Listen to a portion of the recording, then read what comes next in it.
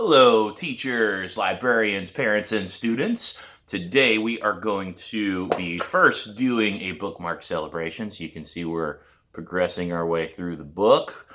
Celebrate that a little bit. And now, without further ado, let's read chapter 10. I can barely sleep Sunday night. I keep envisioning my arms flying across Tom's as Pete cheers me on. Monday morning, I feel like a zombie. School isn't too bad, but my final lunch detention with Dr. Pullman comes at midday, and I'm not any less tired when he begins his interrogation. I still haven't heard from your parents, he says. They're really busy, I say, blinking my eyes to stay awake. My dad works really late at his new job. I know. I tried contacting him at the office number we have on file and found out he no longer works there. He blinks several times, his gaze softening into something almost friendly. Scary Dr. Pullman is back within seconds. Did you talk to them about contacting me, like I asked? My shoulders tightened. I mentioned it to them. They're just really busy. Both of them? I shrug, wishing for a better excuse, but too tired to come up with one. Dr. Pullman folds his hands in front of him, his eyebrows tense as he stares me down. I'm concerned that you don't truly understand the severity of this. You hit another student with a weapon. I shiver at the word weapon. Is that really what it was? I know it was wrong to hit Danny, I say, but I wouldn't call it a... I'm not concerned with what you would or wouldn't call it, Dr. Pullman says, interrupting. You used the mallet as a weapon. You could have been suspended, but I decided to be nice and give you lunch detentions instead. Suspended? Another word that scares me to death. My mallet didn't seem like a weapon at the time. Doesn't even seem like one now. It's just a wooden stick with a fabric tip that makes noise when it hits the wooden notes on a marimba. It's not dangerous. It's just music. I also find it more than a little odd that your parents are incapable of returning my phone call, Dr. Pullman continues. I clamp my lips together as hard as I can, afraid that if I open my mouth, the truth will burst out. I focus instead on today's complimentary detention-based grammar assignments. I'm caught up on schoolwork now, but apparently there is an endless grammar vortex that I'm fighting my way through. Dr. Pullman must be as tired as I am because he goes back to typing away at his computer. There's no more needling me with questions for the rest of the lunch detention. The rest of the day is a blur. The moment the final bell rings at the end of band class, I sprint to my locker, shove my things in my bag, and run home. As tired as I am, the excitement of my first private lesson with Pete gives me a second wind. I get to his house and ring his doorbell. When no one answers, I ring it a second time, growing increasingly nervous that he forgot. He finally answers the door and says, Give it a rest! If it's your lesson time, just come on in. You can wait in the living room if I'm finishing up with another student. I follow him in, feeling silly and shy all at once. Leading me down into his basement, a thought occurs to me. I haven't mowed any lawns yet. Pete turns around, giving me a look from the bottom of the stairs. You do realize that's not what we're doing today. I know, I say. I just don't have any money to pay you. Not yet. Pete chuckles. Relax. If you still want drum lessons a half hour from now, you can start paying me next week. Are you ready to work hard? I've never been more ready.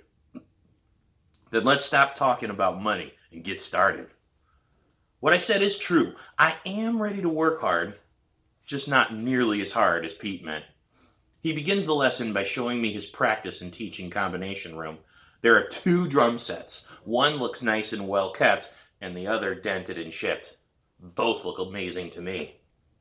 There are 3 rules. The first is never ever touch my set. Students get to destroy that one, he says, pointing to the drum set with dents and chips. He gestures for me to sit by the student set while he sits by his own. How long have you had 2 sets, I ask, jealous that I don't even have one. 10 years, give or take, he says. Ever since I first started teaching, and before you ask, yes, the set in front of you has been in service that entire time. No, I don't know when I'll ever get around to replacing it. Probably never. He grabs a pair of sticks out of a bag filled with millions of them, hanging over the side of his floor tom. Then he does the coolest thing. He breaks into a heavy rock beat and plays it with the most energy I've ever seen. Just when my brain is about to explode, he switches to a swingy jazz beat and breaks into a fill where he seems to play every piece of the set at once. He finishes it off with a crazy Latin beat. Then he turns to me, and I can see that he didn't even break a sweat. He says, "The second rule is as simple as the first. The student who does not surpass their teacher has failed him." I let the words digest in my head. Surpass my teacher? Does he really expect me to become a better drummer than him? That's impossible, I say. With that attitude, it certainly is. Whoops, I hit it. With that attitude, it certainly is, he says. He grabs his ponytail in his hand and he shows it to me. There's gray hair in this nasty thing. You really want a guy with gray hair to beat you at drums? But you've been playing for years. And when you're my age, you'll have been playing for even longer. I didn't start playing until I was 15, so you've already got 3 years on me. I try to imagine myself with years of practice under my belt. I imagine being able to do things on the drums I only dream about right now. I even dare to dream of myself playing the kinds of things Pete just played. It's easy to imagine, but I can't help feeling a little foolish at the same time. Sam, you're such a dreamer. You said there were 3 rules, I say, trying to block out my mother's voice. What's the 3rd rule? It's another simple one. The teacher doesn't have to know everything, just more than you do. It's a new rule, but an important one nevertheless. Pete pulls another pair of drumsticks out of his gigantic bag and hands them to me. It's your turn. I stare at the drums in front of me and say, what do you want me to play? Anything. I just need to see what you can and can't do.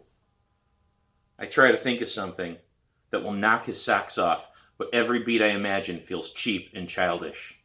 My limbs lock up, my shoulders clench. I'm freezing up. Anytime now, Pete says. I'm sorry, Mr. Taylor, I say. He makes a gagging sound. Mr. Taylor makes me sick. Ugh, my name is Pete. Sorry, Pete, I say. I'm just nervous. No kidding.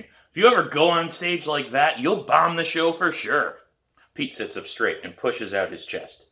Lucky for you, there's a cure for nervousness. 1 deep breath, right before you start playing. Does that actually help? Pete nods. 1 deep breath before you start playing, every time you go on stage. You may miss a few notes, but you'll never ruin your whole show. I'm going to pause really quick, guys, for something that came up. I'll be right back.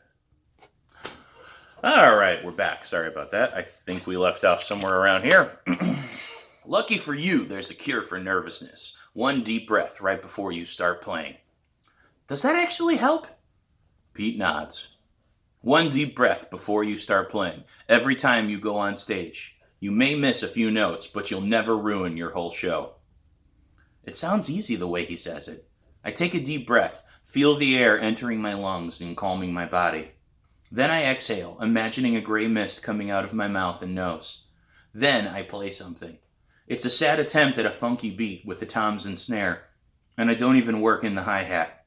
I've played something like it before at home, but playing it on a real set makes me realize how unrealistic my desk set really is. The positioning is totally different. Things are farther away. The stands can be adjusted, but I've never had to do that before, so I don't know how. It also feels so weird to play after him. All my flaws are much more noticeable. It's so clear that he's really good and I'm not. After about 15 seconds of me looking like an idiot, he says, Okay, I know where we need to start. I'm sorry, I say. I know I'm terrible. That's ridiculous, Pete says. You're undisciplined, not terrible. And for the record, being terrible at drums doesn't require an apology unless you're in the middle of a gig. He points at the sticks in my hands and says, Forget all about the other drums now. Just focus on the snare. I played the snare 1,000,000 times in the school band, I say. No, you played it wrong a million times in the school band. Now you're going to play it right, and you're going to keep playing it right, no matter how many times your band teacher or your inept band friends try to tell you you're playing it wrong. Is that all right with you?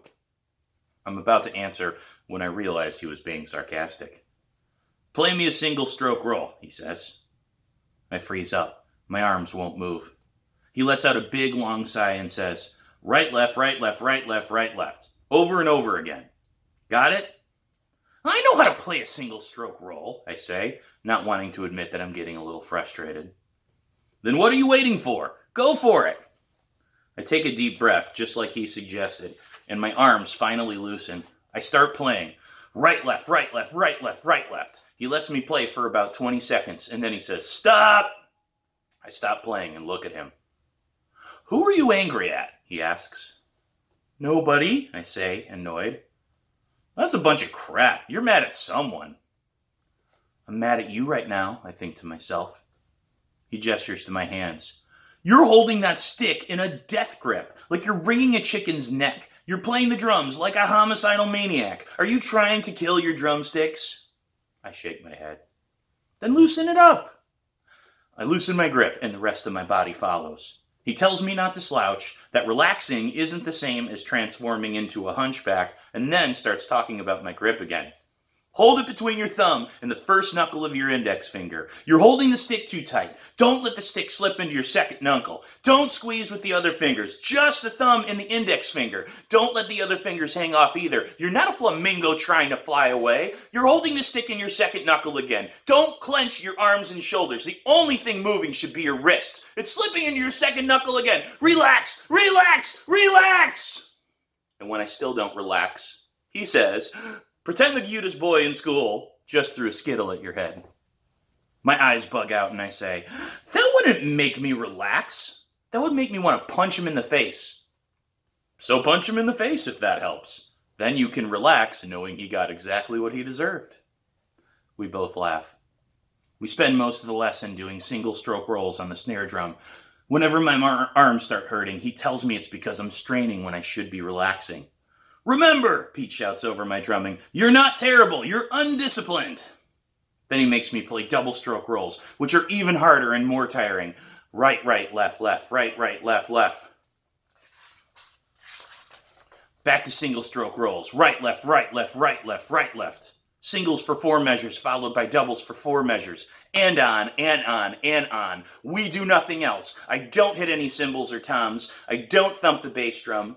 By the time it's over, I've been doing the same thing for what feels like hours, and it's only been 30 minutes. I feel like running out the door screaming. While he's leading me out of his house, he says, you're disappointed. No, I'm not, I lie. Yes, you are. Every student is disappointed the first lesson. You more so than most. It's okay. You won't hurt my feelings. I shrug. Does he really expect me to have anything to say to that? You made it through your first lesson, he says. How does it feel? It feels miserable and hopeless, but I'm not going to tell him that. Besides, the practice isn't what bugs me. It's something else. Something too familiar. Something I don't want to say out loud. A headphone jack in my head would be nice right now. I take a deep breath and choose my words carefully. I really appreciate what you're doing, Pete. It's just that I've always hated the way they only let you play one drum at a time in band, and that's exactly what we did today. That's right, he says. I didn't think this would be just like band. It's not. Then when do I finally get to play the whole set? After you learn to play a single drum correctly. Is that the only way? He nods. Until you show me a way to juggle 5 beanbags without first learning to juggle 2, I'm afraid so. You need to learn proper stick control and some drum rudiments that are actually useful. Then we'll see about moving you on to the rest of the set.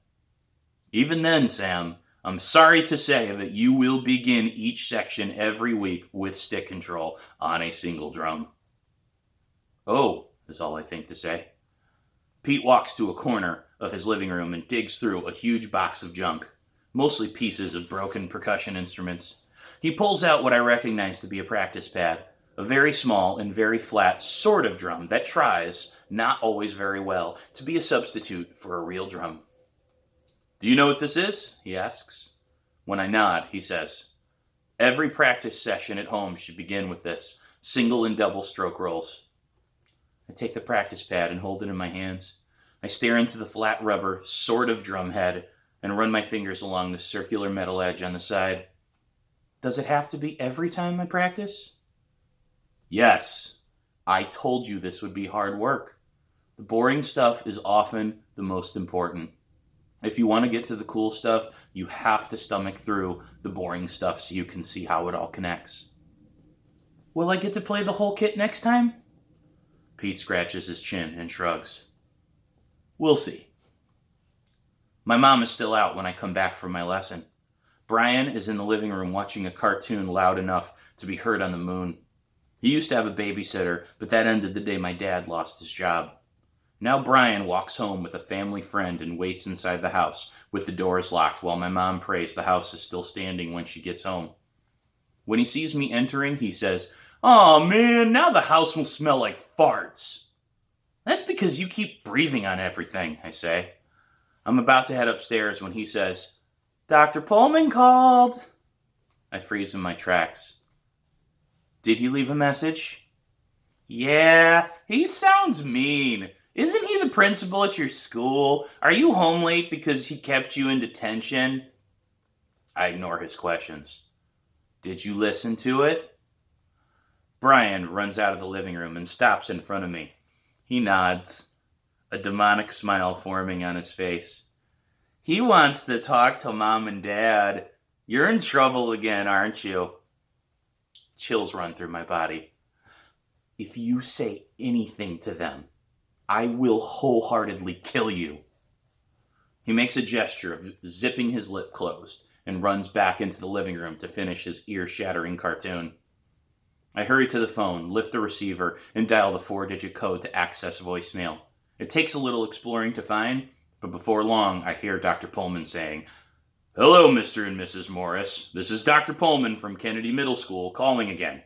I'm following up on a voicemail I left last week about an incident with Samantha. I understand you must be busy, but I'd like the chance to speak with you as soon as it is convenient." I hear an undertone of anger. Excuse me. I hear an undertone of anger in Dr. Pullman's voice. He's not going to let this go. He'll keep trying to reach them, and all I want to do is leave the message for my parents, let them know about the incident, and get the excuses and punishments over with. But even though every part of my brain tells me not to, I press the 9 key and hear the words, "Your message has been deleted," for the second time, and it feels even worse than the first. That's the end of chapter 10. See you tomorrow.